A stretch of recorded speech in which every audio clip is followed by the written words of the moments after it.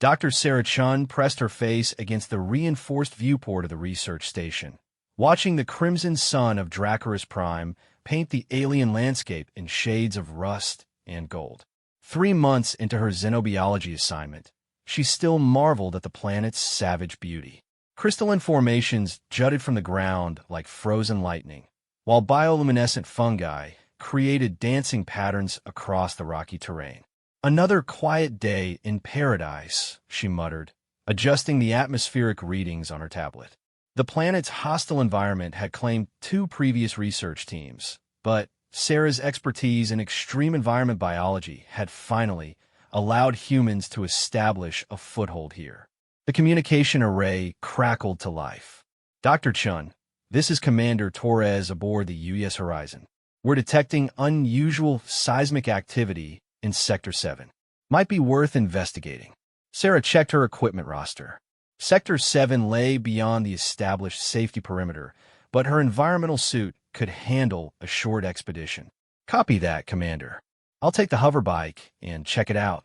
Should be back before the evening radiation spike." 20 minutes later, Sarah guided her vehicle through a maze of crystal spires that rose like ancient cathedrals from the planet's surface. The seismic readings had stabilized, but something had definitely disturbed the geological structure. As she crested a ridge, her breath caught in her throat. A massive crater stretched before her, easily 200 meters across. At its center, partially buried under fallen crystal shards, lay the twisted wreckage of something that was clearly not human technology. The metal, if it was metal, had organic quality, flowing in curves that resembled scaled skin. Pulsing veins of energy still flickered along its surface. "Commander Torres, I found the source of the seismic activity. We've got a crashed vessel of unknown origin, definitely not human, and unlike anything in the xenological database." Static filled her comm channel for several seconds. "Are you certain it's safe to approach?" Sarah consulted her radiation detector and atmospheric analyzer. "Readings are elevated, but within acceptable parameters. I'm going to conduct a preliminary survey." She secured her hoverbike and approached the wreckage on foot. The vessel's hull had split open like a cracked egg, revealing a cavernous interior filled with strange organic structures. Bioluminescent clusters pulsed rhythmically along the walls, creating an almost hypnotic light show. The air inside registered as breathable, though rich in compounds she couldn't immediately identify. As Sarah stepped deeper into the craft, her scientific excitement overcame her natural caution. The ship's design followed no recognizable engineering principles. Instead of rigid compartments and mechanical systems, everything flowed together in organic harmony. Walls curved like ribs, and what might have been control surfaces resembled enormous leaves. In the vessel's central chamber, Sarah's headlamp illuminated something that made her heart race. 3 large, oval objects nestled in depression carved from the ship's living wall. Each was roughly the size of a small person, with shells that gleamed like polished gemstones.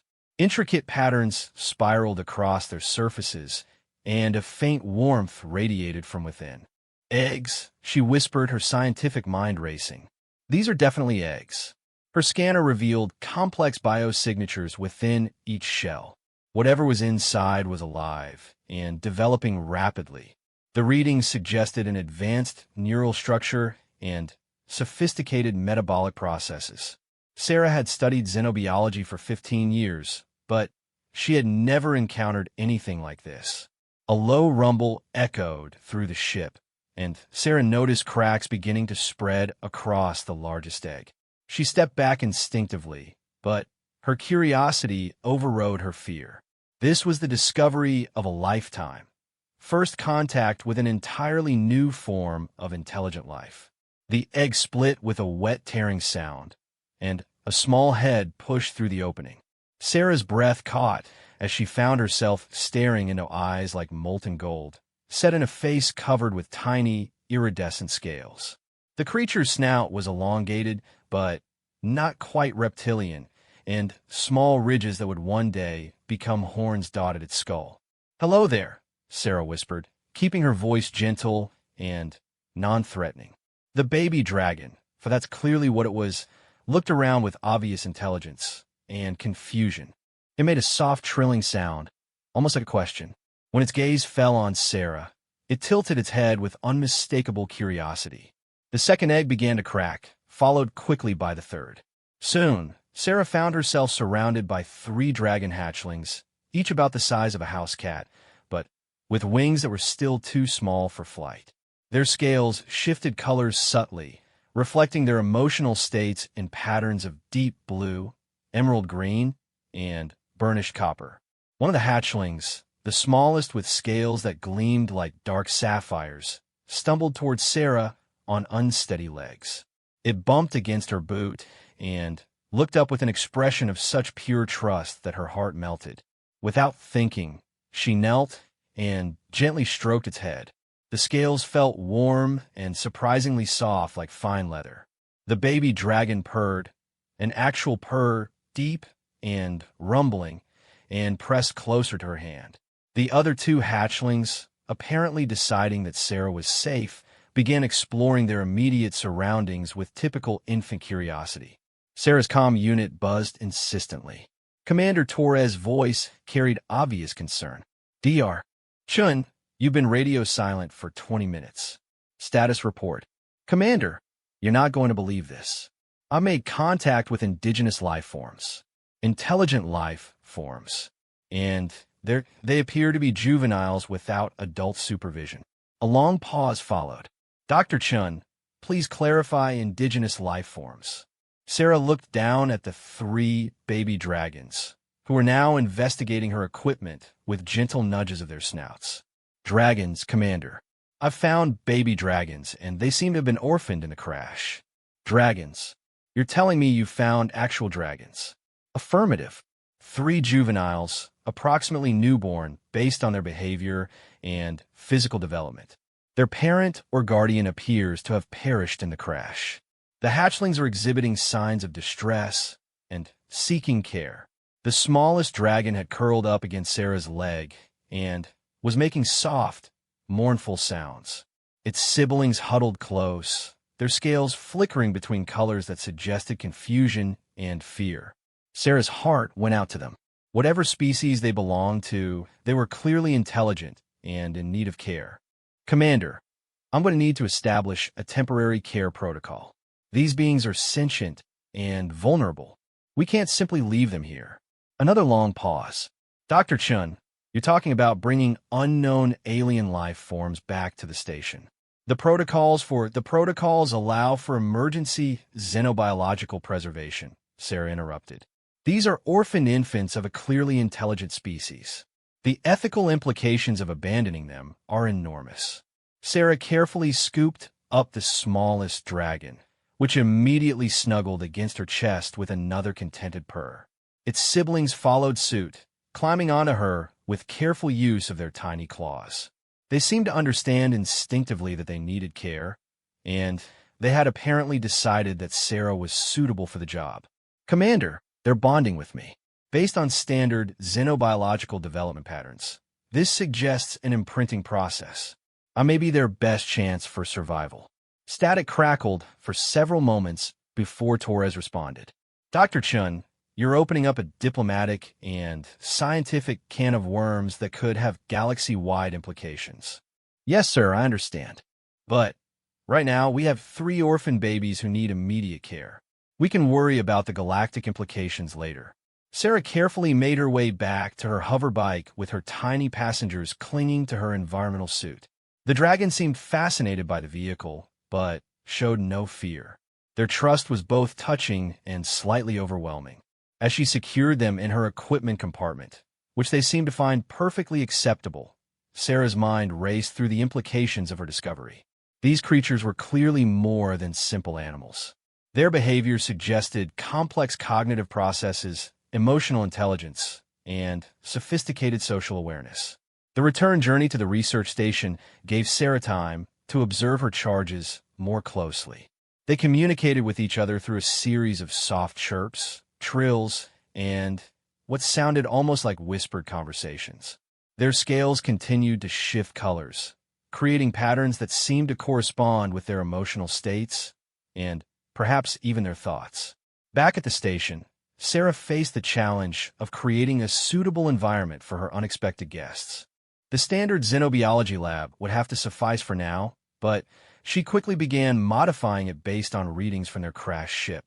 The dragons needed warmth, humidity, and apparently enjoyed the bioluminescent lighting she had observed in their vessel. Dr. James Rodriguez, the station's other xenobiologist, stared in amazement as Sarah introduced him to the hatchlings. "Sarah, these are incredible. Look at the neural ridge development, and these scale patterns suggest chromatic communication capabilities."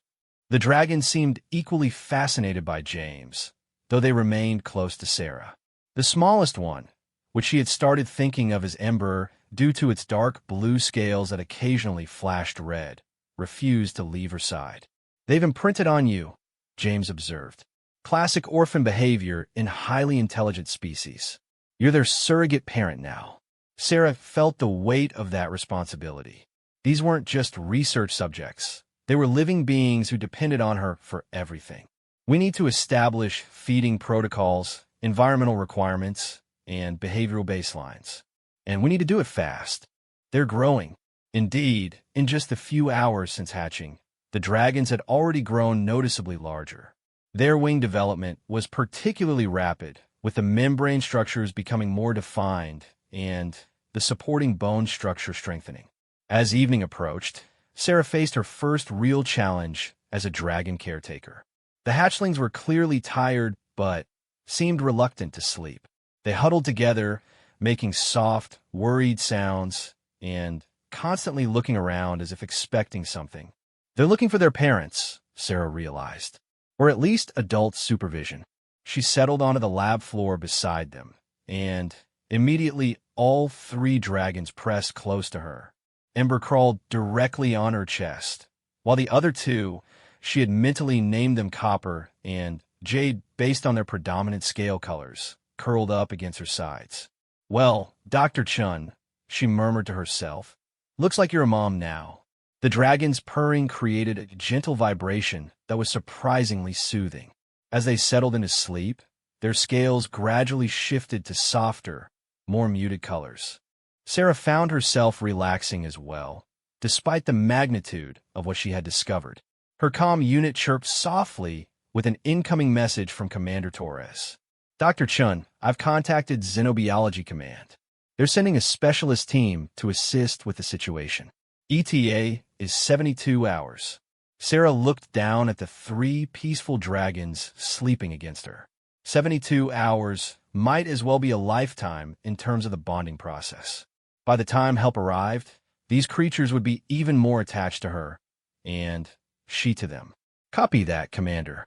We'll manage until then." As the station's night cycle began, Sarah carefully extracted herself from the sleeping dragons and began documenting everything she could about their physiology, behavior, and the crashed vessel. The scientific implications were staggering, but she found herself thinking less about research papers and more about feeding schedules and sleeping arrangements. The dragons stirred whenever she moved too far away, their scales flickering anxiously until she returned to their line of sight. It was clear that they had decided she was their primary caregiver, and she was beginning to understand the depth of that commitment. Looking at their peaceful faces in the lab's dim lighting, Sarah felt a surge of protective instinct that surprised her with its intensity. Whatever happened next, she would make sure these remarkable beings were safe and cared for. The universe had just become a much more interesting and complicated place. Sarah woke to the sensation of something warm and scaly pressed against her neck. Opening her eyes slowly, she found herself nose to snout with Ember, whose golden eyes regarded her with obvious affection. The little dragon made a soft chirping sound that she was learning meant good morning, or perhaps, "I'm hungry." "Good morning to you too, little one," she whispered, careful not to disturb Copper and Jade, who were still curled against her sides. In the 3 days since bringing them to the station, the dragons had tripled in size and were already showing remarkable intelligence and personality. Ember was clearly the boldest of the three, always first to investigate new objects or situations. Copper was the most analytical, spending long periods observing before acting. Jade appeared to be the emotional center of the group, often comforting the others with gentle nuzzles and soft humming sounds. As Sarah carefully disentangled herself from her sleeping charges, her tablet chimed with the daily reports she had been sending to Xenobiology Command. The responses had grown increasingly urgent as her documentation revealed just how extraordinary these creatures were. The dragon's learning rate was unprecedented.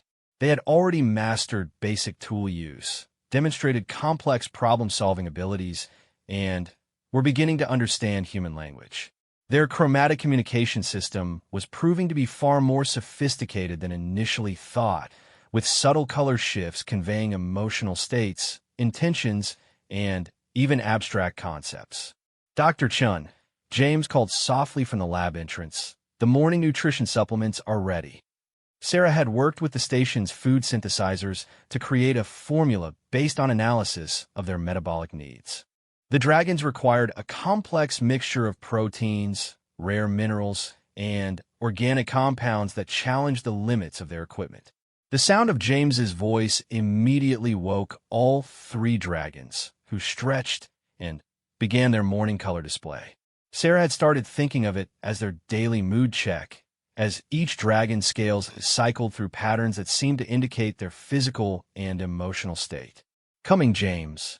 How are our supplies holding up? We're running low on the rare earth elements they need. Commander Torres is concerned about requisitioning more without proper authorization from the Xenobiology Council." Sarah sighed as she prepared the feeding formula. The political implications of her discovery were becoming more apparent each day. Questions of custody, research protocols, and potential first contact procedures were being debated by committees millions of miles away, while she was dealing with the immediate reality of caring for three rapidly growing, highly intelligent babies. Ember stretched his wings, which now spanned nearly 2 meters, and attempted a small hop. His flight muscles were developing quickly, and Sarah estimated he would be capable of short flights within the week. "Dr. Chun," Commander Torres' voice came through the comm system. "We've received new instructions from Xenobiology Command. They want detailed behavioral assessments prepared for the arriving specialist team." "Understood, Commander. Though I should mention that the Dragon's development rate is accelerating. They're going to be significantly larger and more capable by the time the team arrives." Sarah began feeding the dragons their morning meal, marveling at their table manners. They took turns, waited patiently, and even appeared to thank her with specific color patterns after eating. Their intelligence was becoming more apparent every day, and their emotional attachment to her was deepening correspondingly. After breakfast, Sarah began their daily learning session. She had started teaching them basic human gestures and words, partly for research purposes, but mostly because their eager curiosity demanded intellectual stimulation. "This is red," she said, holding up a colored sample. All three dragons immediately focused on the object, their eyes tracking every detail. Ember touched it gently with his snout, while Copper examined it from multiple angles. Jade surprised everyone by attempting to mimic the word. "Red" came a surprisingly clear approximation from Jade. Though filtered through alien vocal structures, it sounded more like a melodic whistle. Sarah's heart skipped. "James, did you record that?" "Every second," he replied, his voice filled with awe. "Sarah, they're learning human language. Not just understanding it, they're learning to speak it." Over the following hours, the dragons demonstrated an alarming rate of linguistic acquisition. They began attempting to repeat more words, though their anatomy required creative adaptations of human phonemes. More importantly, they started using the words correctly, demonstrating understanding rather than mere mimicry. As the afternoon progressed, Sarah noticed Copper spending considerable time examining the technical readouts on her various instruments. The dragon seemed particularly fascinated by the mathematical displays and energy readings. "Hey, Copper, what are you looking at?" Sarah asked, approaching slowly. The dragon's scales shifted to a pattern she had never seen before, geometric shapes in bright green, and gold that almost looked like equations. Copper touched the display with one claw, then looked at Sarah with an expression that clearly conveyed a question. "He's asking about the mathematics," James breathed. "Look at those color patterns. They're structured like symbolic logic." Sarah pulled up a simple mathematical sequence on her tablet. 1, 2, 3, 4, 5. Copper studied it intently. Then his scales displayed a remarkable pattern. 5 distinct geometric shapes in increasing complexity, followed by a 6th shape that logically continued the sequence. "They're not just intelligent," Sarah whispered. "They're capable of abstract, mathematical thinking." The implications hit her like a physical blow. These weren't just animals or even simple sentient beings. They were dealing with a species that might be intellectually equal to or superior to humans. As if sensing her thoughts, Ember approached and gently nuzzled her arm. His scales showed warm, affectionate colors, and he made the soft purring sound that she associated with contentment. Despite their remarkable intelligence, they were still very much young creatures who needed care and guidance. That evening, Sarah faced a new challenge as the dragons began showing signs of restlessness. They had outgrown their original sleeping arrangements and seemed to need more space for their developing flight capabilities. "They need to fly," she realized, watching Jay practice wing movements. "It's probably instinctual developmental behavior." The station's main cargo bay was the only space large enough, but Commander Torres was reluctant to allow the dragons access to critical ship areas.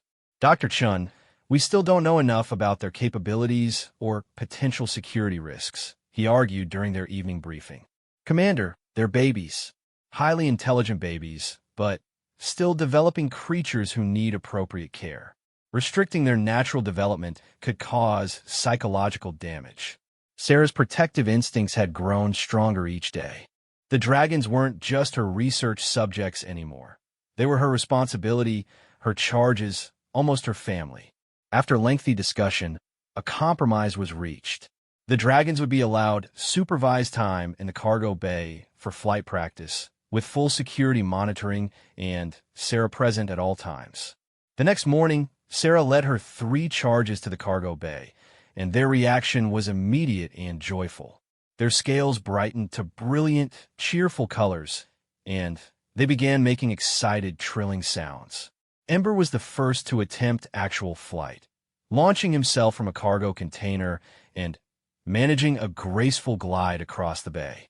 His landing was less elegant, but his obvious delight was infectious.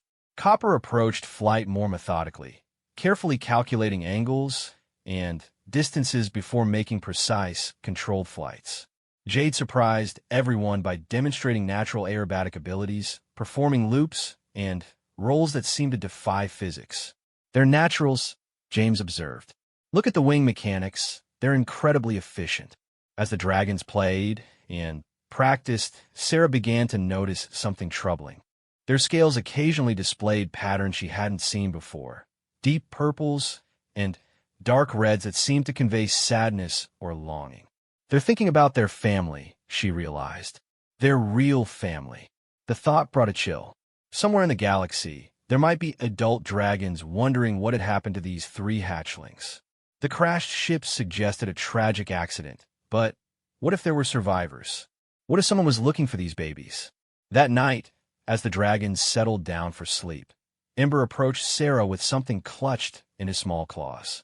It was a piece of the strange biometal from their crashed ship, carefully cleaned and shaped into a simple pendant. The dragon scales showed colors that Sarah had learned to associate with gift-giving and affection. Ember gently placed the pendant in her palm, then touched her hand with his snout in what was unmistakably a gesture of gratitude and love. "Thank you, Ember," Sarah whispered, her eyes misting. "I love you too." As she fastened the pendant around her neck, the other dragons gathered close, their own scales showing patterns of familial affection. Despite the growing complexity of the situation, despite the political and scientific implications, this moment was simple and pure, a family saying goodnight. Sarah's tablet chimed with a priority message from Commander Torres. The specialist team would arrive in 12 hours, bringing with them new protocols, equipment, and, inevitably, changes to their current arrangement. Looking down at the three peaceful dragons, Sarah felt a surge of protective determination. Whatever happened next, she would ensure their well-being came first. They had chosen her as their caretaker, and she would not fail them. The universe might see them as scientific specimens or diplomatic opportunities, but to Sarah, they were Ember, Copper, and Jade, three remarkable individuals who had trusted her with their lives and their love. As the station's night cycle deepened, Sarah made a quiet promise to her sleeping charges. No matter what the future brought, she would always be there for them. The bond between them had grown beyond simple caretaking into something that transcended species. It had become family. The pendant against her chest felt warm, as if it retained some essence of the dragon's homeworld. As she drifted off to sleep surrounded by her unusual family, Sarah couldn't shake the feeling that their story was just beginning and that greater challenges lay ahead. High above the crystalline surface of Dracarys Prime, in the star-speckled void of space, massive forms moved with deadly grace through the darkness. The war fleet of the Drakmor's sovereignty consisted of 17 vessels, each one a living fusion of biology and technology that dwarfed human understanding of spacecraft design. At the fleet's heart flew the flagship Crimson Ascendant, its kilometer-long hull rippling with patterns of bioluminescent scales that pulsed like a great heartbeat. Within its organic corridors, Admiral Vorthak paced with barely contained fury, his massive talons clicking against the living deck plates. "Report," he growled, his voice a rumbling bass that resonated through the ship's neural networks. Flight Commander Zithra bowed her elegant neck, her silver scales reflecting the command chamber's ambient light. "Admiral, long-range sensors confirmed the crash site on the third planet. The transport vessel Song of Distant Stars was destroyed on impact." Vorthak's eyes, like molten amber, fixed on the tactical display showing the debris field. The loss of any Drakmor vessel was a tragedy, but this particular ship had carried cargo more precious than platinum or power crystals. And the young ones? His voice carried a note of paternal concern that few outside the Drakmor had ever heard. "Unknown, Admiral. The crash occurred 7 standard cycles ago. At that age, without proper care, Zithra's scales shifted to mournful blues and purples. Vorthak's roar of anguish echoed through the ship, causing sympathetic responses from crew members throughout the vessel. The 3 hatchlings aboard the Song of Distant Stars had been his own grandchildren, Embrak, Coprix, and Jade Lys, returning from their first educational journey to the core worlds. "Ready the assault formations," Vorthak commanded, his grief transforming into cold determination. "If there are survivors, we will find them. If there are not," his scales darkened to war black, "then someone will answer for their deaths." Flight Commander Zithra hesitated. "Admiral, there are indications of alien presence on the planet. Unknown technology signatures near the crash site." "Aliens?" The word dripped with contempt. "Scavengers come to pick over the bones of our dead. They will learn the price of such disrespect." The Drakmor sovereignty had encountered dozens of alien species in their expansion across the galaxy, and few had proven worthy of respect. Most were either primitive savages or arrogant technologists who believed their machines made them superior. None had demonstrated the qualities the Drakmor valued: honor, courage, family loyalty, and the wisdom that came from understanding the balance between civilization and the natural order. "Prepare the planetary assault protocols," Vorthak ordered. "If these aliens have harmed our young, they will face the full fury of the Crimson Wing." 3 star systems away, another figure studied the same tactical reports with growing concern. Warsinger Nethera, Vorthak's own daughter and mother of the missing hatchlings, commanded her own battle group of 5 vessels. Her scales, normally a brilliant emerald that spoke of life and growth, had faded to the dusty gray of deep mourning. Mother, her own daughter, Sithena, approached with careful respect. The battle singers request permission to begin the death songs for Embrak, Coprix, and Jade Lys. Nethra's head snapped around, eyes flashing with sudden fire. They're not dead until I see their bones with my own eyes. No death songs will be sung while hope remains. But in her heart, Nethra feared the worst. Drakmor hatchlings were hardy, but they required constant care and specific nutrients during their first developmental phase. 7 cycles was longer than any hatchling could survive alone. The aliens on the planet, Sathina continued hesitantly. What if they found the children? What if they killed them? What if they captured them for experimentation? What if they left them to die slowly? Nethra's voice rose with each terrible possibility. No, child. There is no scenario involving aliens that does not end in tragedy. The Drakmor had encountered species that treated their young as expendable, others that viewed alien life forms as curiosities to be dissected and studied. The very idea of trusting her children's fate to unknown aliens was unthinkable. Signal Admiral Vorthak, Nethra commanded. Tell him the Jadewing battle group will arrive 6 hours after his assault begins. We will take our part in this vengeance.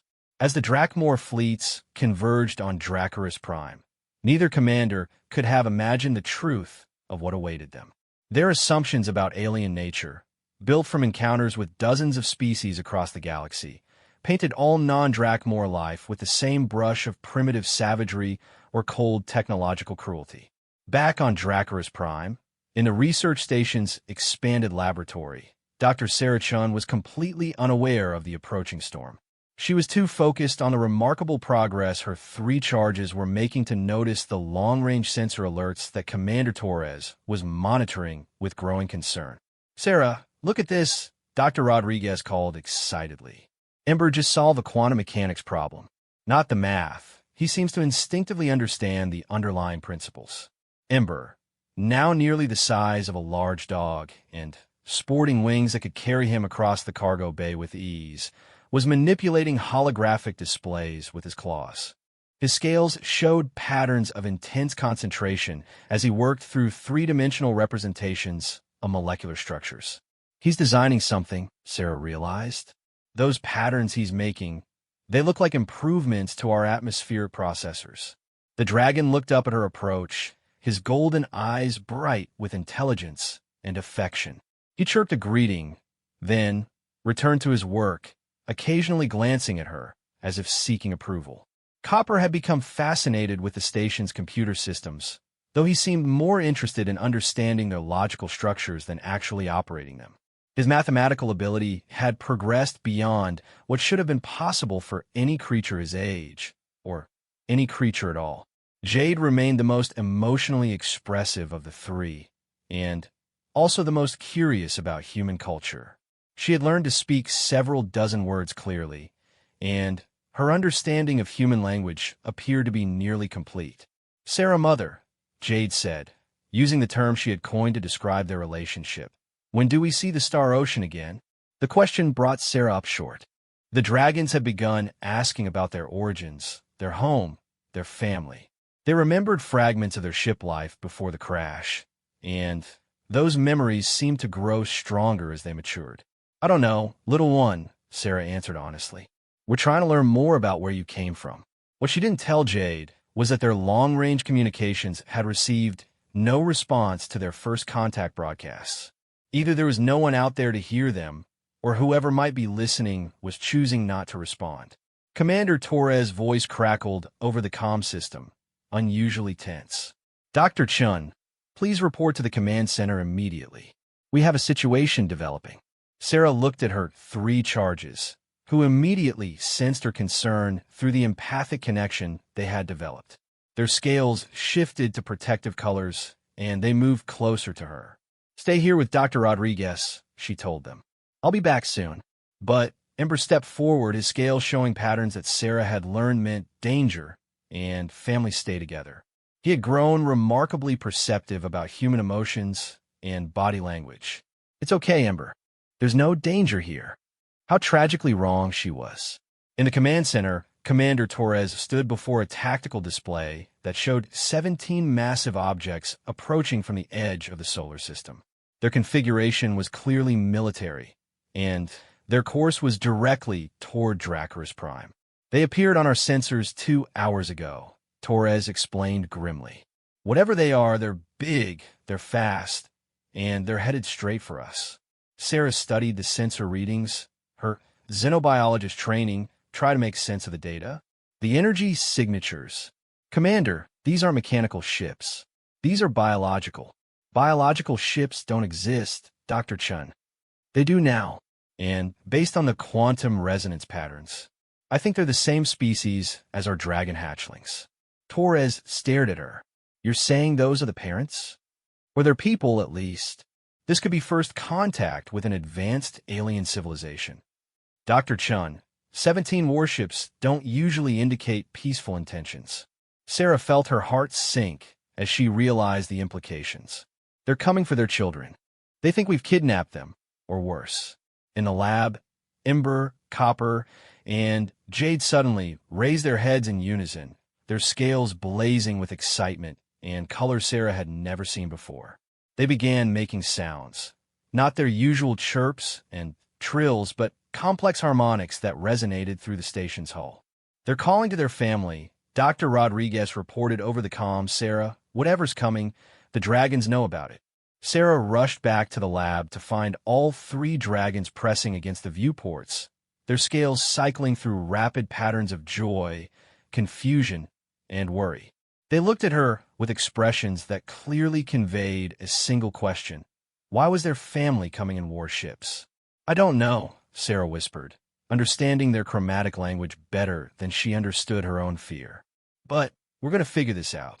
The pendant Ember had given her seemed to grow warm against her chest, and she noticed similar biometal ornaments appearing on the dragon's scales, jewelry she was certain they hadn't possessed before. Admiral Vorthack's fleet continued its inexorable approach, weapons charging, assault troops preparing for planetfall.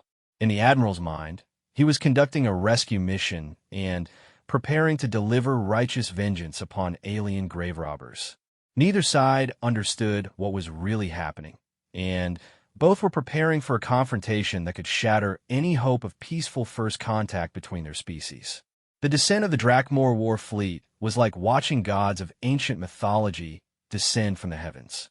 17 massive bioships broke through Dracarys Prime's atmosphere in perfect formation, their living hulls rippling with aggressive bioluminescence. Each vessel was a masterpiece of organic engineering, combining the grace of sea creatures with the deadly efficiency of apex predators. Admiral Vorthack stood in the command chamber of the Crimson Ascendant, his massive frame radiating barely controlled fury. Through the ship's neural network, he could feel the battle readiness of his warriors, their rage at the loss of innocent young ones feeding his own desire for vengeance. Life sign scanners show the alien installation, reported Flight Commander Zithra. Primitive construction, minimal defensive capabilities. Any trace of our lost ones. The sensors detect something, biosignatures that could be Drakmor, but they're too far away to confirm identity. Vorthack's claws extended unconsciously. Begin the assault pattern. If our children live, we will recover them. If they do not, his scales darkened to the deep red of spilled blood. In the research station far below, alarms blared as the massive ships took up positions around the installation. Commander Torres coordinated a desperate defense, while Dr. Sarah Chun faced an impossible choice. Dr. Chun, Torres called over the comm, whatever those things are planning, our shields won't hold for more than a few minutes.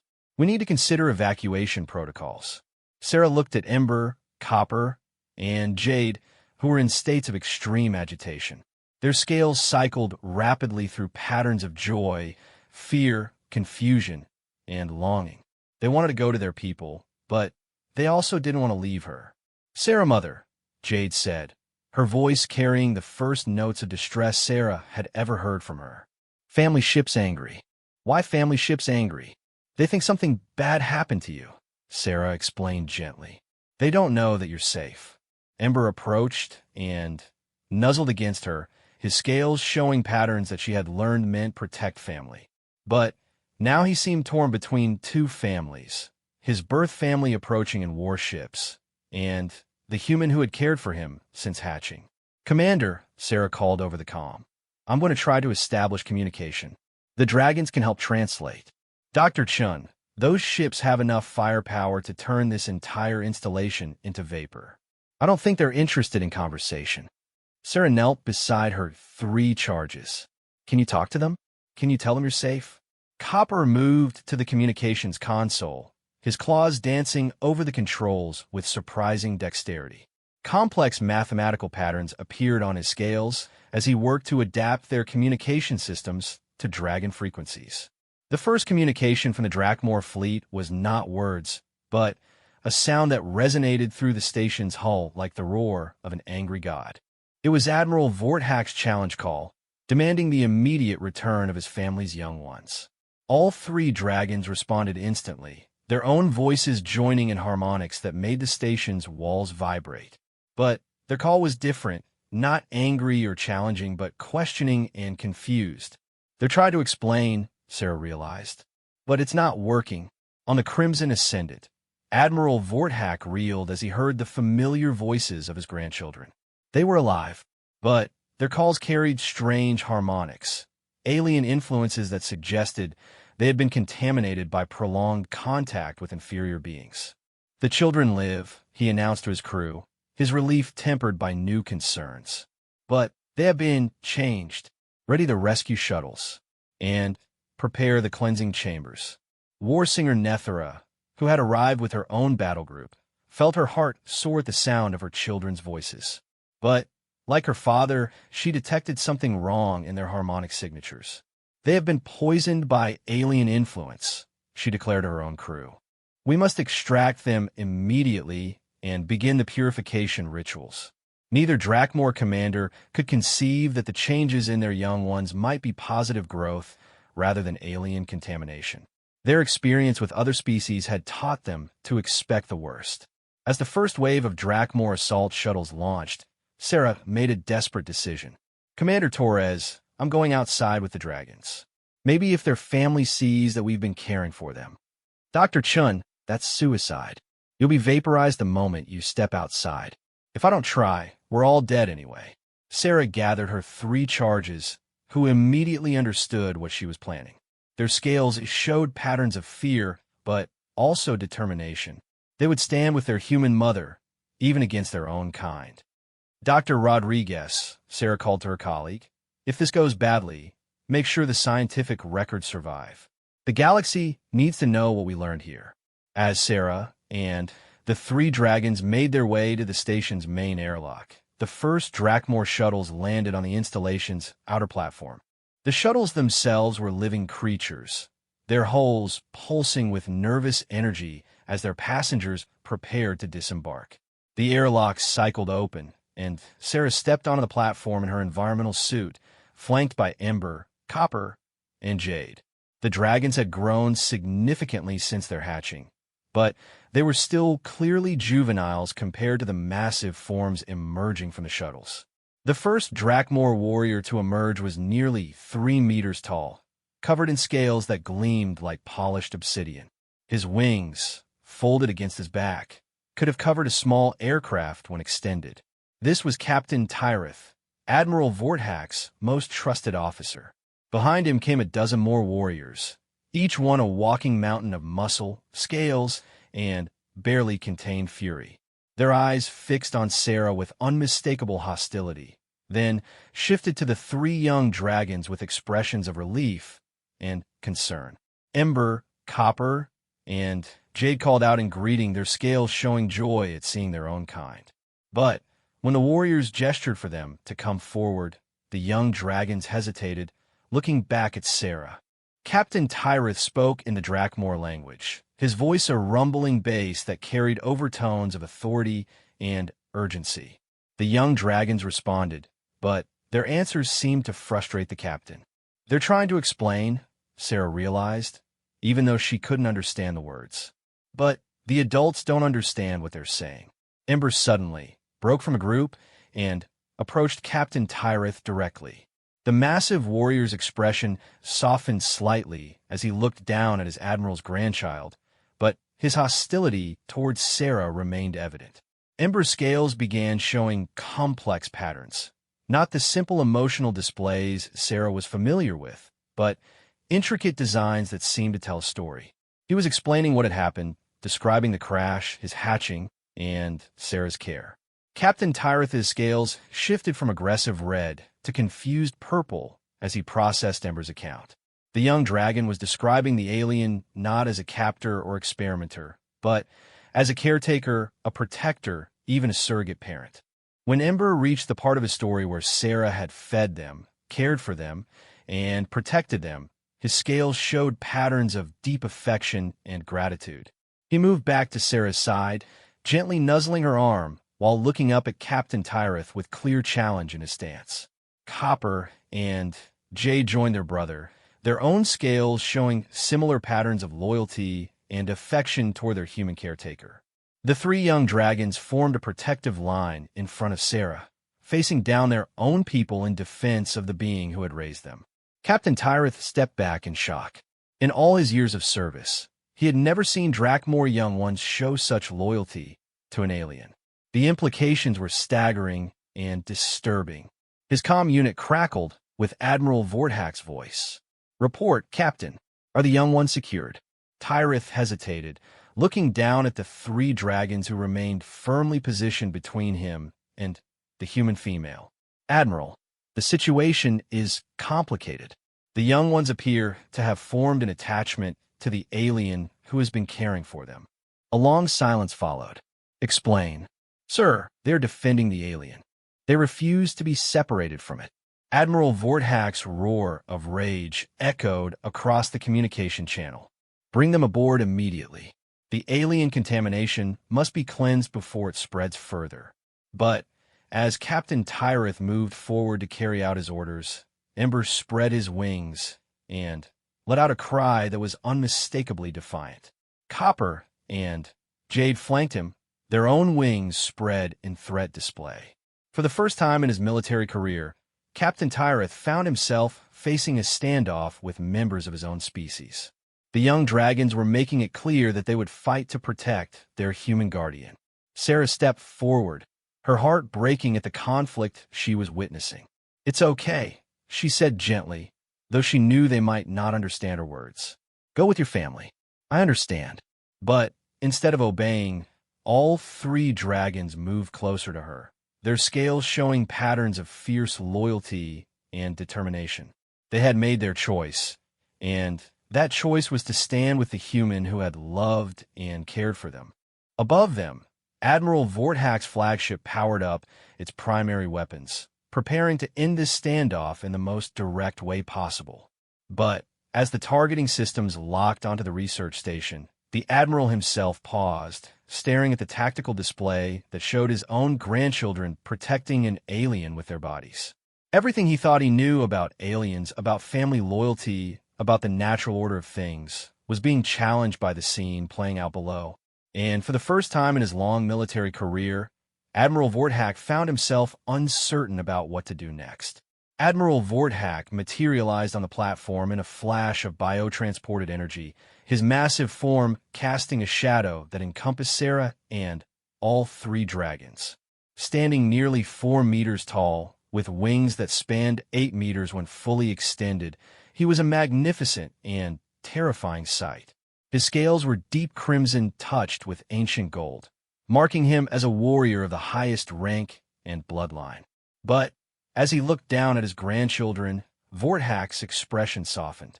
Ember, Copper, and Jade immediately recognized him, their scales blazing with joy and familial love. Yet they remained positioned protectively around Sarah, their stance making their loyalties unmistakably clear. Embrak, Copperix, Jade Lise. Vorthak spoke their formal names with deep emotion, his voice carrying harmonics of relief, love, and profound confusion. "You live. You are well. But why do you shield this alien?" Ember stepped forward, his scales shifting to patterns of complex communication that told the story of their time with Sarah. But this time, the display was different from his communication with Captain Tyrith. This was the formal narrative style used for important clan histories, treating their experience not as a simple rescue, but as a saga worthy of remembering. His scales showed the crash, the terror of hatching alone and abandoned, then the appearance of Sarah, not as a captor but as a savior. The patterns depicted her feeding them, protecting them, teaching them, playing with them. Most importantly, they showed her love, pure, selfless, parental love that had sustained them through their most vulnerable period. Admiral Vorthak watched his grandson's narrative in growing amazement. The patterns were more sophisticated than any hatchling should have been capable of creating, speaking to accelerated development that could only have resulted from exceptional care and stimulation. When Ember reached the part about Sarah making them a family, Warsinger Nethra appeared on the platform behind her father. She was smaller than the Admiral, but no less imposing, her emerald scales radiating maternal authority. Upon seeing her children, she let out a harmonics of joy that resonated across the platform. But, like her father, she stopped short when she saw the protective formation around the alien. "My children," she called to them in the ancient mother tongue, "come to me. You are safe now." Jade was the first to respond, her scales showing the complex emotions of a child caught between two mothers. She approached Nethra with obvious love and relief, but stopped halfway and looked back at Sarah with visible distress. Sarah's heart broke as she watched Jade's internal conflict. Kneeling down, she opened her arms to the young dragon. "It's okay, little one. Go to your mother. I understand." But instead of going to Nethra, Jade returned to Sarah's side, gently taking her hand in one small claw while extending her other wing toward her birth mother. Her scales showed a pattern that needed no translation. She wanted both her mothers together, not to choose between them. Copper and Ember flanked Jade, their scales echoing her sentiment. They had grown up with stories and genetic memories of their own people, but they had experienced love and care from human. In their young minds, there was no contradiction. Family was family, regardless of species. Warsinger Nethra approached slowly, her warrior's instincts warring with her maternal heart. Everything in her training said that aliens were inferior beings, incapable of true understanding or genuine care. Yet her children's behavior suggested otherwise. "What have you done to them?" she demanded of Sarah, though her tone carried more confusion than hostility. Sarah looked up at the magnificent dragon towering over her, knowing that her next words could determine not just her fate, but the future relationship between their species. "I love them," she said simply. "They needed care, and I gave it. They needed family, and I became their family, just as any parent would."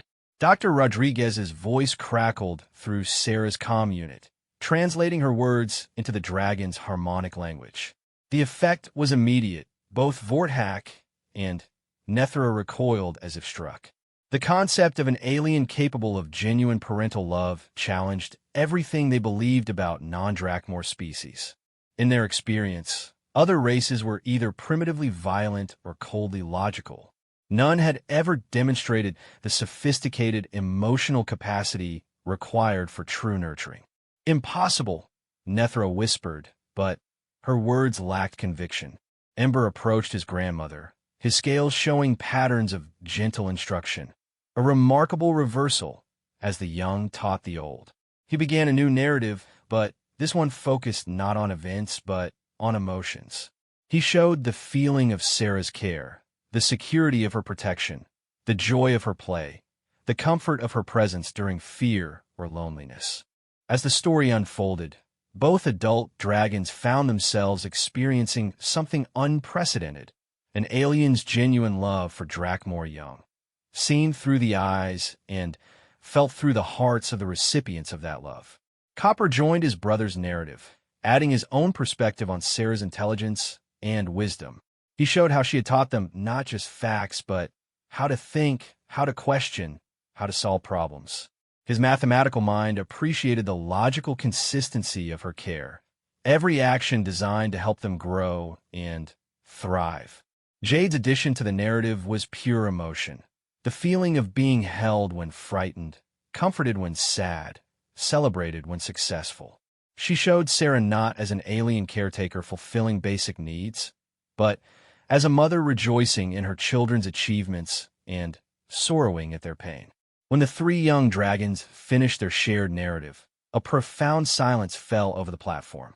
Admiral Vorthak and Warsinger Nethera stood transfixed, their worldviews crumbling in the face of undeniable evidence. "She truly loves them," Nethera whispered, her voice filled with wonder. Admiral Vorthak studied Sarah with new eyes. The small alien female showed no signs of fear despite being surrounded by beings who could crush her without effort. Instead, her primary concern was clearly for the well-being of his grandchildren. Her body language, her expressions, even her scent, everything spoke of genuine maternal devotion. "You speak truth," he said finally, his words causing Sarah to look up in surprise. "Your care for our young ones is evident, but they belong with their people.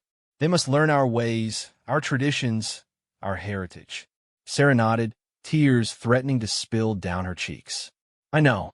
I always knew this day would come. I hope we'd have more time." Time for what? To prepare them for the choice they'd have to make.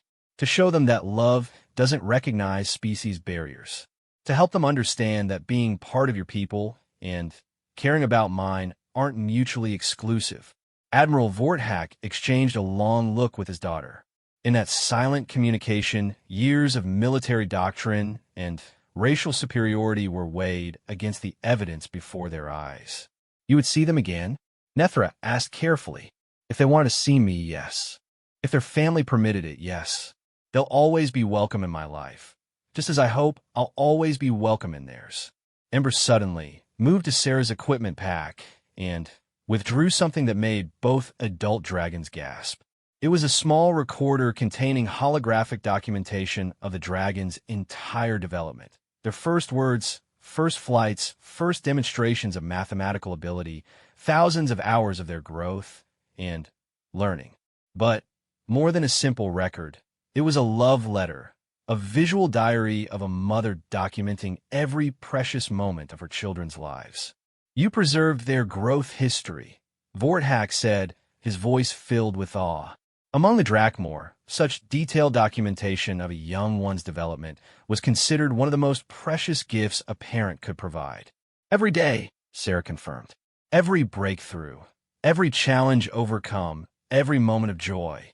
I wanted them to remember that they were loved, no matter what happened." Admiral Vorthak made a decision that would reshape galactic politics for generations to come. Warsinger Nethera signaled the fleet to stand down. "Dr. Sarah Chun, by the ancient laws of the Drakmor sovereignty, I name you Honor Mother to Embrak, Coprix, and Jade Lease. You will always be family to us." The formal recognition sent ripples through the Drakmor fleet. An alien had been granted familial status, something that had never happened in their recorded history. Furthermore, Vorthak continued, "I propose a formal alliance between our peoples. If humans are capable of such love for our young, then perhaps we have much to learn from each other." Ember, Copper, and Jade erupted in scales of pure joy, their happiness creating a light show that was visible from orbit. They had their birth family and their human family, and now those families would be united. Dr. Rodriguez's voice crackled through the comm system. "Dr. Chun, Commander Torres wants to know if he should prepare quarters for guests." Sarah looked up at Admiral Vorthak and Warsinger Nethera, then down at her three dragons who were now surrounded by their extended family, but still pressed close to her side. "Tell them we're going to need a lot more space," she said, smiling through her tears. "We just became part of a very large family." As the Drakmor fleet transformed from invasion force to diplomatic mission, as scientists from both species began planning unprecedented collaboration, as young dragons served as bridges between two civilizations, Sarah realized that the universe had just become a much more interesting and hopeful place. The pendant ember had given her pulsed with warm light against her chest, and she understood now that it had never been just a gift. It had been a promise that love transcends all boundaries, that family is defined by choice rather than biology, and that sometimes the most important discoveries are made not in laboratories, but in the simple act of opening one's heart to another being in need. Years later, When the human-Drakmor alliance had grown to encompass dozens of worlds and species, historians would mark this moment as the beginning of a new age. But Sarah would always remember it more simply, as the day three lost children brought two civilizations together through the universal language of love.